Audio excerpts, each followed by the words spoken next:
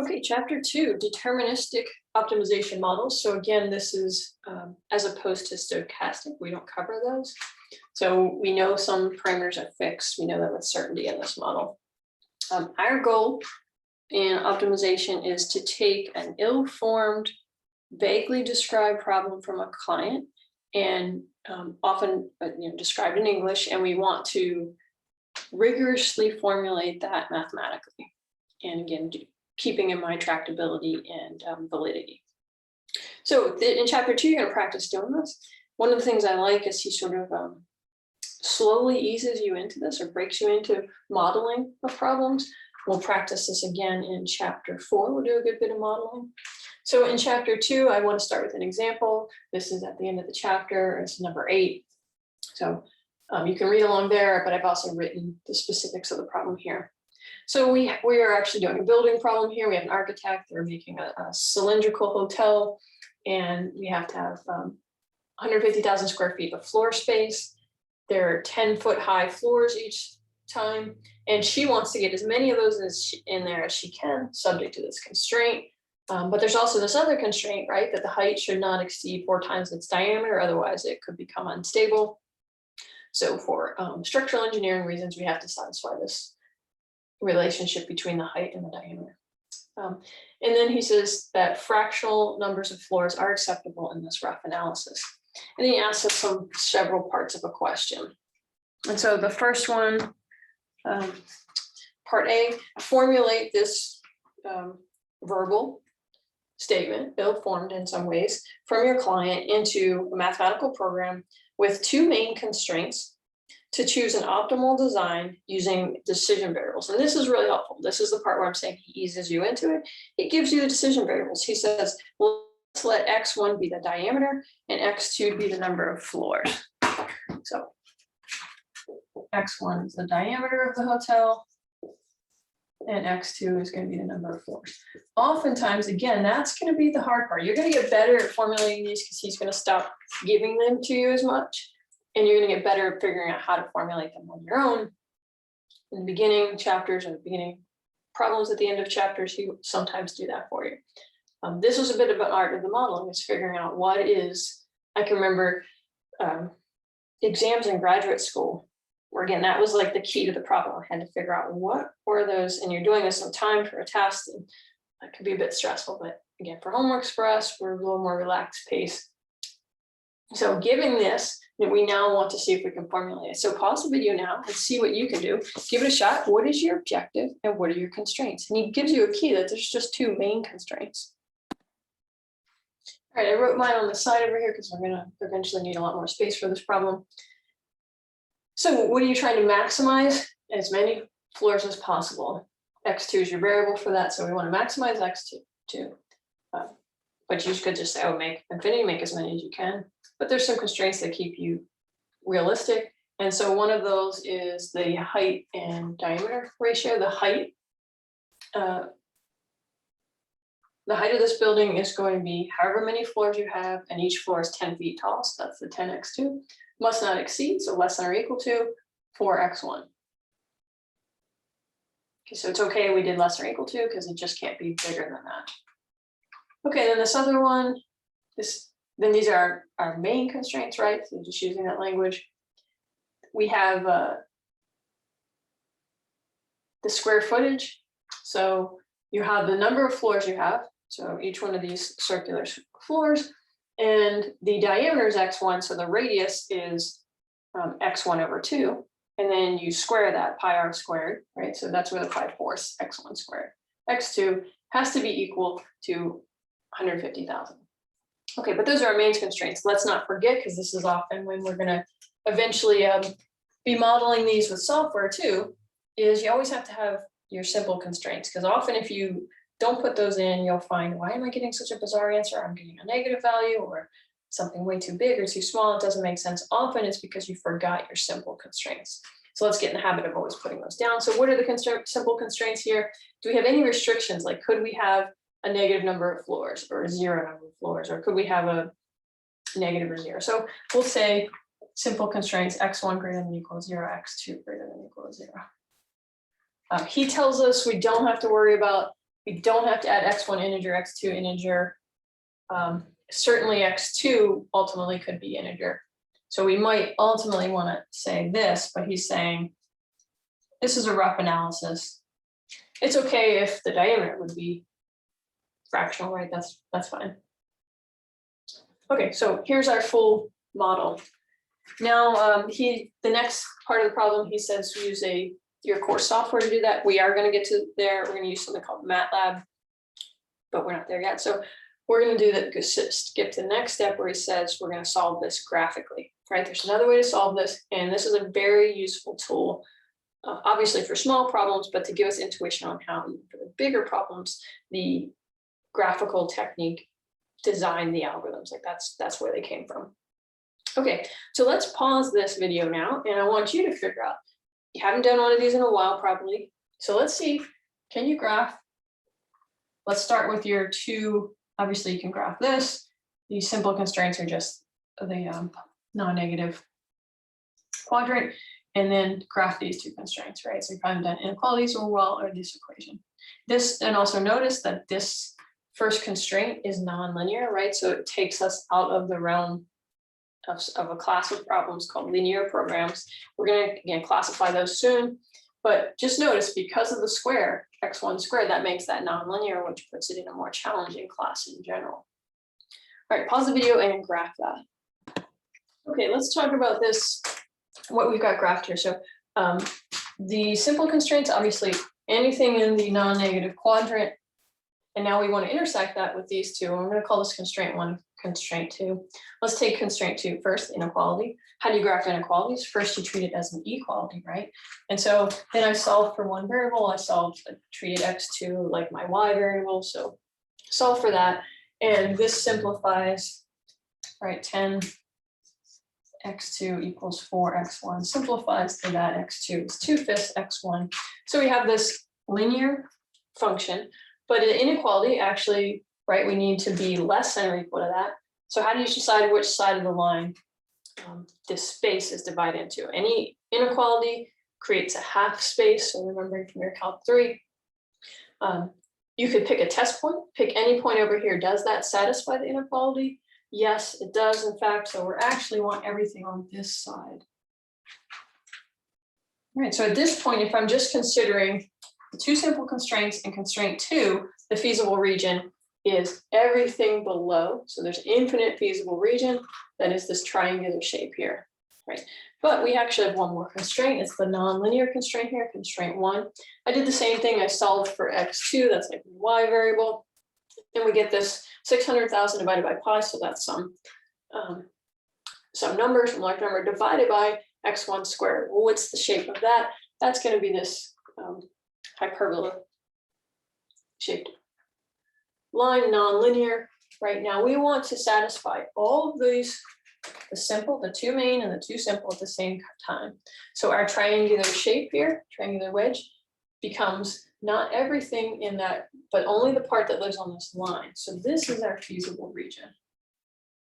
Only the part on the nonlinear hyperbola that satisfies the other three constraints. Okay, so our feasible region is narrowed down to all the points here, but there's infinitely many points on this line, and we want to maximize x2. So x2 gets better if we're going in this direction, maximizing.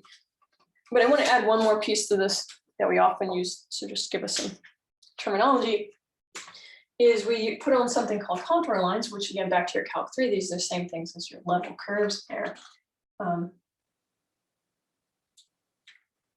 Let's say that was x1 equals 1. You put, I'm sorry, x2 equals 1.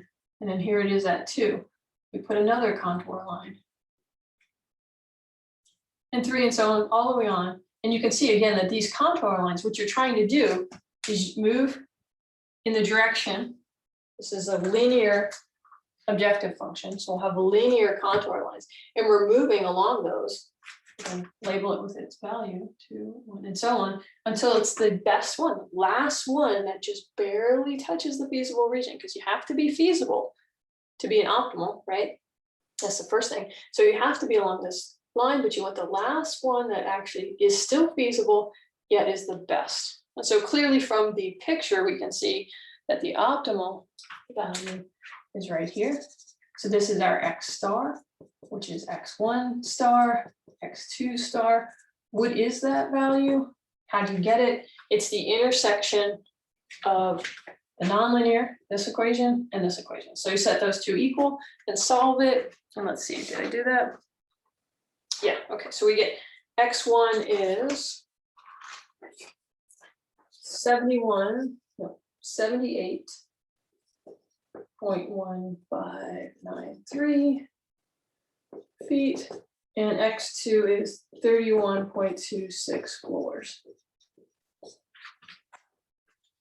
Again, we're okay that this is non-integer. That was totally fine with us because that was a diameter.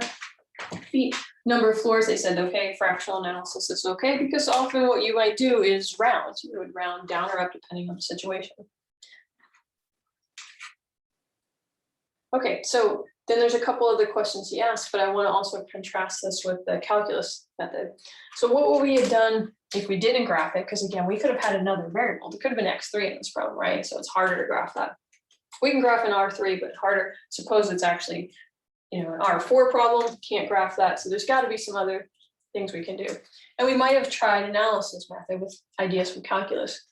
So calculus, what you might do, again, we don't know how, ignore those, we tend to do that, but we still have two constraints and we're not so good with those.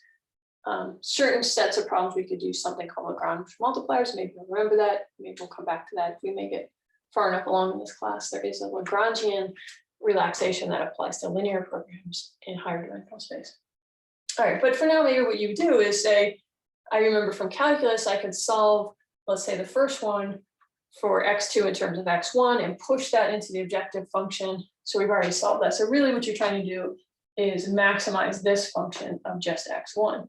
That's doable, but you didn't handle constraint 2.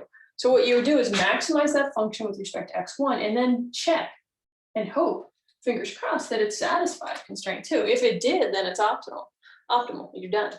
If it didn't satisfy, you got the critical point, you got the up and checked if that was max. Let's say it did, that critical point was a max for this function, but it didn't satisfy this. Well, then you're not feasible anymore. You can't possibly be optimal. So that's where the calculus method breaks down. But again, it could give you, sometimes you get lucky and it works for you. Okay, now this problem has a few more parts. He says, okay, so we just did part C. We solved this graphically. On a separate plot, he says, show that the problem becomes infeasible if the diameter is limited to 50 feet. So the diameter was which variable? That was our X1, right? Yeah, feet. Okay, so X1 has to be less than or equal to 50. So we're wondering what happens if you add a constraint, third one, X1 less than or equal to 50. And he says the problem becomes infeasible. Well, it turns out, it's hard to see on the scale here, but this was 78, that's our optimal solution, 78.1593, right? And 50 is over here. So X1 less than or equal to 50. Here's the line X1 equal 50, and you want to be less than that. So we'd be on this side of it. And so now these three constraints say we want to be less than this line, less than that one. So we're actually in this triangular region, but we have to be on this line here.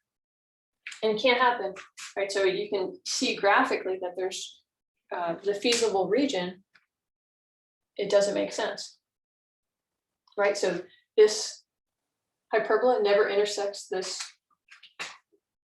shaded region here. So we need the intersection of that and hyperbola, it doesn't happen. So if your feasible region is the empty set, and the problem we say the word's infeasible.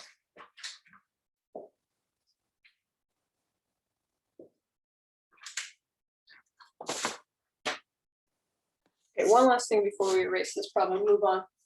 What it didn't ask this, but what if X2 did have to be integer, right? That was the number of floors. What if we make that actual? What happens? Pause the video and think about it. back to the original problem. Remove that. Remove this one. What changes in your feasible region if x2 has to be integer? Well, think about your integer values. 1, 2, 3. So instead of everything on this line, we are now just discrete points that intersect with integer values of x2. And so then what happens as we're trying to maximize our contour lines and moving up, we can't get to this one, the red one anymore. We stop at whatever is the integer one next to that, which is actually 31 floors, right? This would be here at 31. It's contour.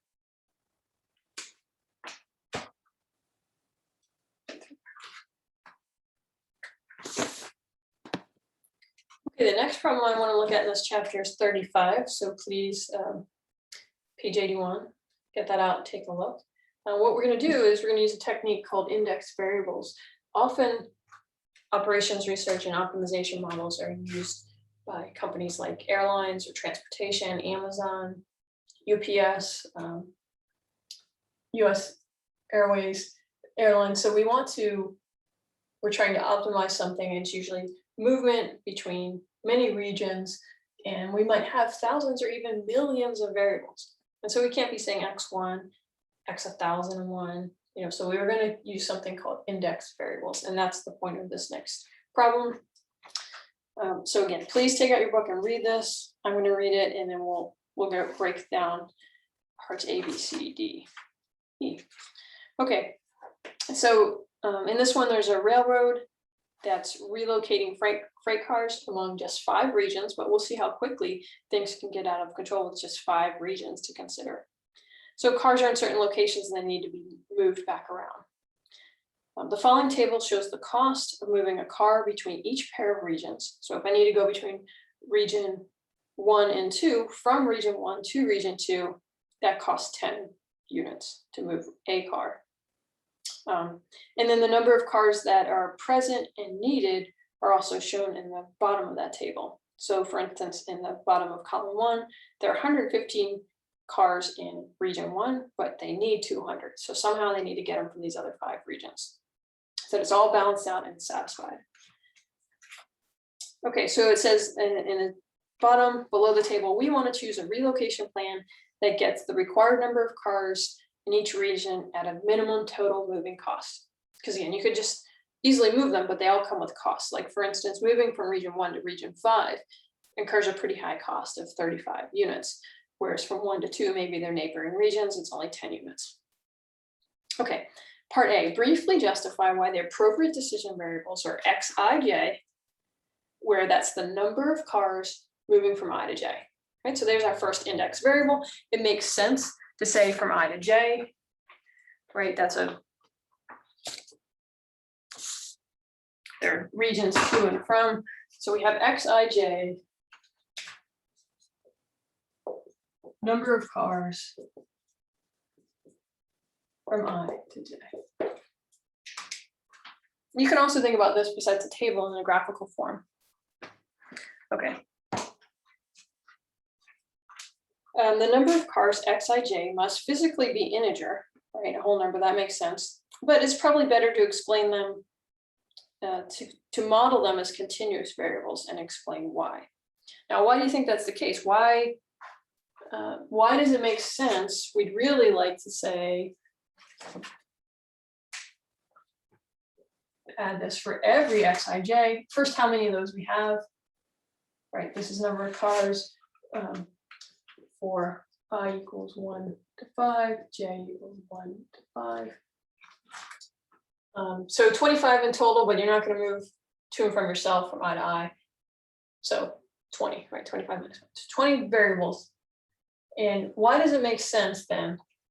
Given, the hint is in the last 2 rows of this table, the present and the needed, right? Those are pretty high numbers, like 100 and some, 400 and some. So if you got a fractional value and you said you actually need to move, your optimal solution says x12 is 20.2 cars, it'd be okay to round, right? Because they're large enough values. On the other hand, if you think your optimal values like maybe we're moving something or making like airplanes, and at most we're going to make 3 airplanes, right? So those are much smaller integer values. So it doesn't make sense. The rounding has a much bigger effect in that case. Right? So the reason it's okay to ignore the fact that xij are integer and solve the what relaxed problem, right?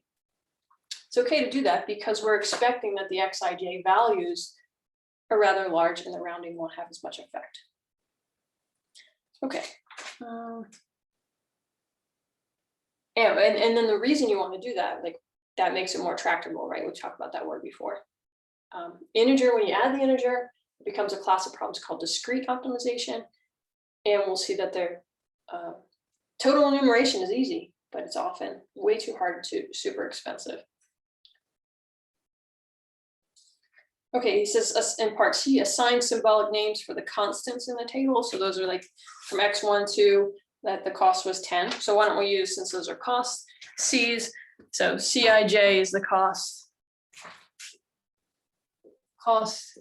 of moving a car, just one car, from region I to region J. And again, notice that is not, table is not symmetric, so Cij does not equal Cji. Right.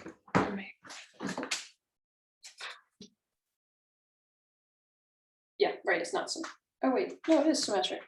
Okay, so maybe that'll help us and reduce the cost, reduce the computation, ultimately, if you have any sort of structure like that.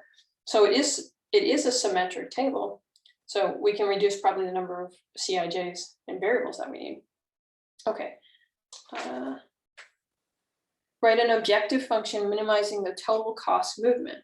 All right, so rather than writing this out, C12 and all those, we can use our indexed variables.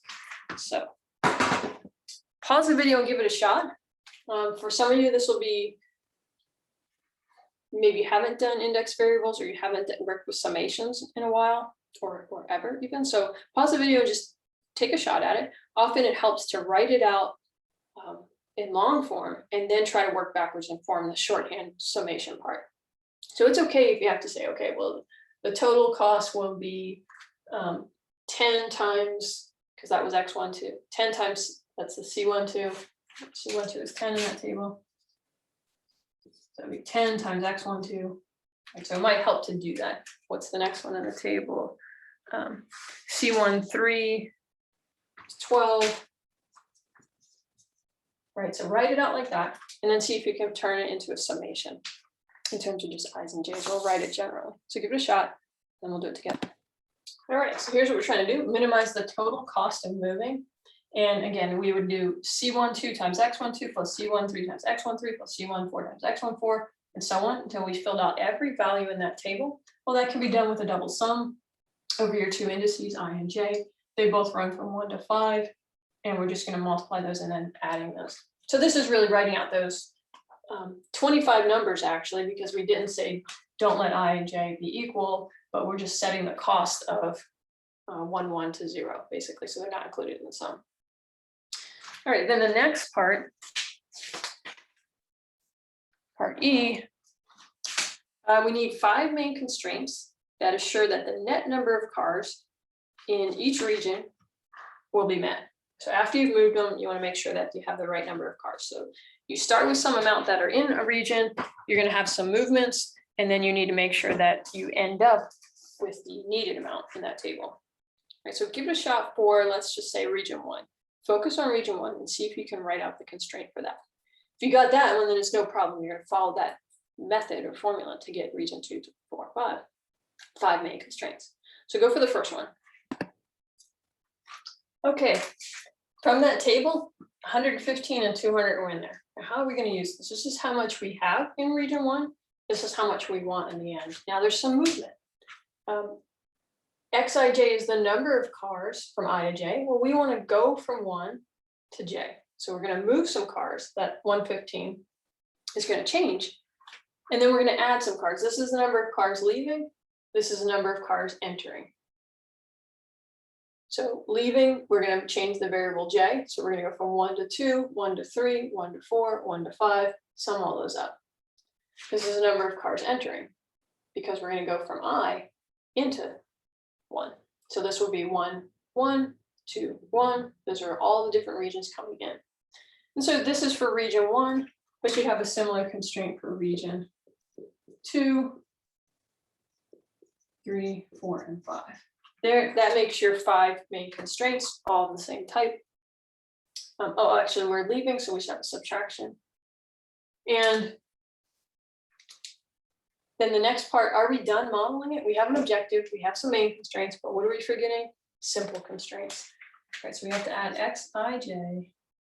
We could just say this generally, right? We don't have to write out all 25 or 20 variables. Xij greater than or equal to 0, right? You can't be moving negative cars for all, right? That's our symbol for all, I and j.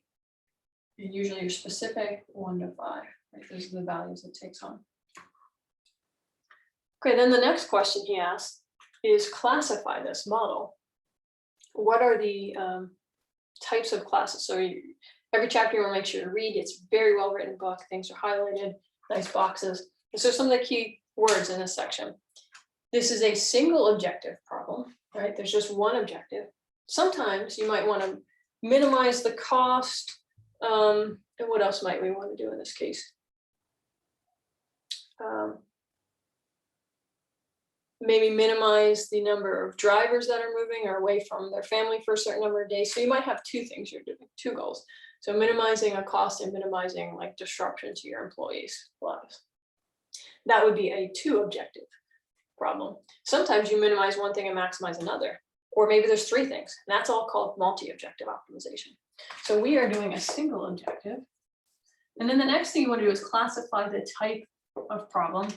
We've talked a little bit already that they're linear or nonlinear, discrete if it's integer.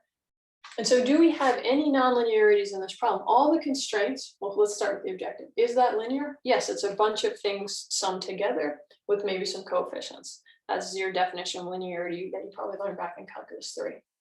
If there is any function applied to a decision variable, so you're looking at your x's. Do any of the x's, are they squared? Are they square rooted? Are they multiplied by each other like an x1 times an x2? That's right, the previous problem we just did, we had an x1, x2. That's a nonlinearity, right? So we need only sums of variables and no transformations. Okay, same thing has to hold for all your constraints.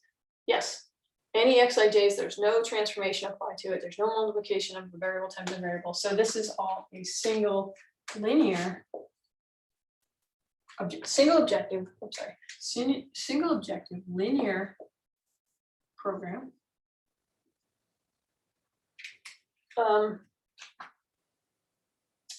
And we said we could relax the fact, really, we know that we're not going to be moving a fractional number of cars. So this would be the more valid model, right? If we added that, if we add it, then we have to say this is a single objective linear integer program.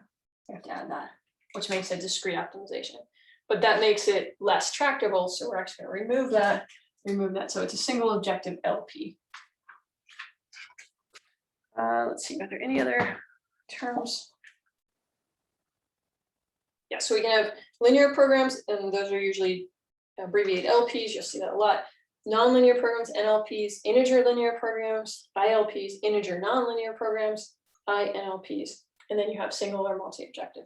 Those are the classifications you're gonna make. Every time you make a model, you want to stand back and classify it, because that puts it in, well, 2 things. It puts it in perspective, how tractable it is and what algorithms you're going to use, right? There's a level of difficulty associated with each of those. We're going to spend most of our time this semester on LPs and ILPs, integer linear programs. Do a little bit of nonlinear. Okay.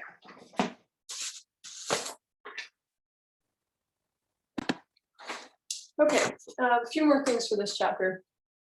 We talked about, like, if this was Amazon, just you could have more than double indices. You could have a triple index or even further. Suppose it's the number of packages you want to move from region I to region J with a particular transportation method, and you have to figure Amazon has the different trucks, the prime trucks, the regular trucks, the airline.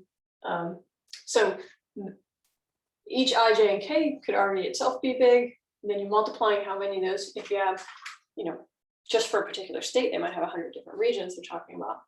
So 100 times 100, maybe 5 or 10 different methods. So it quickly explodes, right? The number of variables you have, and this is how you contain things and keep it some structure and make it able to model with the triple indices. Okay, here's our general form for optimization problems. We're minimizing or maximizing some objective function. Function f might have n different variables in it. So we're just writing this as generally as possible. Subject to some constraints. These constraints could be less than, equal to, or greater than. So inequalities or equations. We can handle both. It can have some of each kind, and then you'll have some constant on the other side. x1 plus x2 equals 23, right? 23 is our BI. And then these GIs are however many, you might have m different, n variables in general, m constraints, and each one of these constraints can be classified. So we already talked about you're an LP if all of your F's and G's are linear. So no squares, no multiplications, x1 times x2s, no square roots, all sorts of ways of transforming those. You're leaving linear world then. If any of your x's, any of your xi's are integer, you're in the class of integer linear programming then. And then further within that, there's two types. There's pure versus with, if that would say they're all, every one of your xi's are integer. And then further again, there you could have binary, which is those integer values might only take on two values, 0 or 1. We're going to spend a whole lot of time, and you will in a couple of your homeworks, working with xi equals 0 or 1. 0 if such and such happens, 1 if such and such. That's your definition of your decision variables. And since they only take on those two values, it's called a binary integer decision variable. Super useful, those ones there. Again, you're going to get practice with those. Okay, again, it's nonlinear if any f or g, any part you see nonlinear anywhere in that listing of your constraints, you're in the class of nonlinear. That usually makes it much harder. This is by far the easiest, most tractable, most commonly used. The workhorse of optimization is linear programming. It's a beautiful, beautiful, amazing tool. Okay, and then you could also have integer nonlinear programming. So if any of those variables are integer, you're in the integer class. If any of your F's and G's are nonlinear, you're in that class. Harder class as well. So they sort of work their way down into difficulty here. Maybe just a little preview of why, and you're going to see some more of the geometry behind this, but why is the LP the most beautiful theory associated with the coolest class, easiest and most tractable? Is think about what it looks like. Everything, even in higher dimensional space, like vector calculus, x1 plus x2 plus 3x3 plus, I don't know, put a minus there, minus 2x4 equals 10, right? That is a linear plane. It's called a hyperplane because we're in higher dimensional space. But because it's linear, it means it's flat. So I can't visualize an R4, but I could do an R3 version of that. Let's just do these three variables. Different plane, different space. In R3, yes, I can visualize that. And what is it? It's flat. In R2, x1 plus x2 equals some number, right? That in R2 is a line. It's a flat. So linear things are nice because they are flat. And when we're intersecting a bunch of flat things, a plane, let's stick in R3, here's a plane in R3, and I want everything on one side of that, say the half space. Here's another plane with a half space, I want everything on this side. Maybe there's another one. And it keeps coming in, and we create something called a polytope. Oh, I have visual aid. Right. If you had Calc 3 with me, you did some things like this where you folded a piece of paper into a polytope, and actually it's hard to see. So I'm going to add some edges.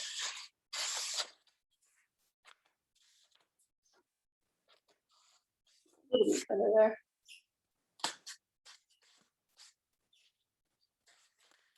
Dent it a little bit on this side, but it gives a little more structure there. Here's our polytope. Each one of these faces is created by a linear plane, a linear constraint, half space, everything on this side. everything on this plane and below, and it creates the intersection of those, creates this geometric object called a polytope. And again, then if we had a linear objective function, that's another plane.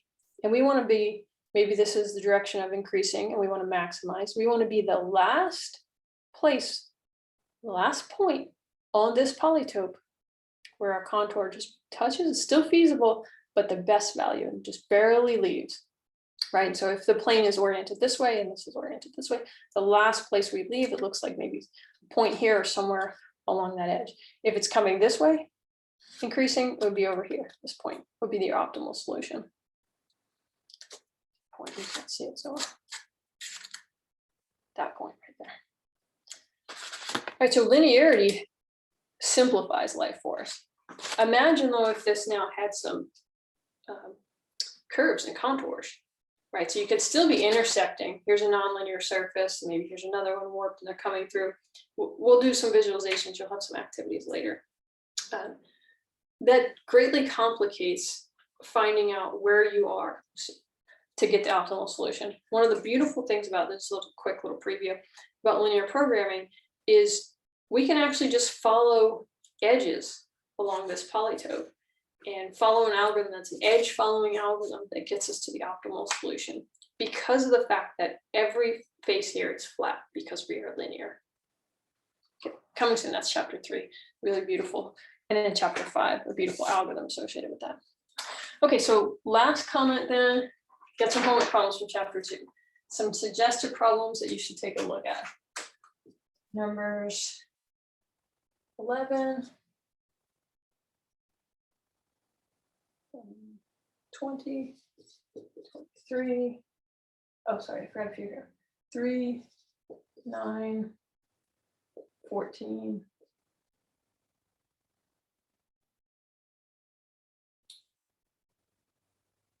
24, 31, and 42. All right, your suggested homework quizzes will come pulled directly from that. And again, he sort of builds you up, works your way up, pretty easy, short ones, and then there's a couple that take a little more, several steps, a little more work. But you'll learn a lot. All right, have fun with that.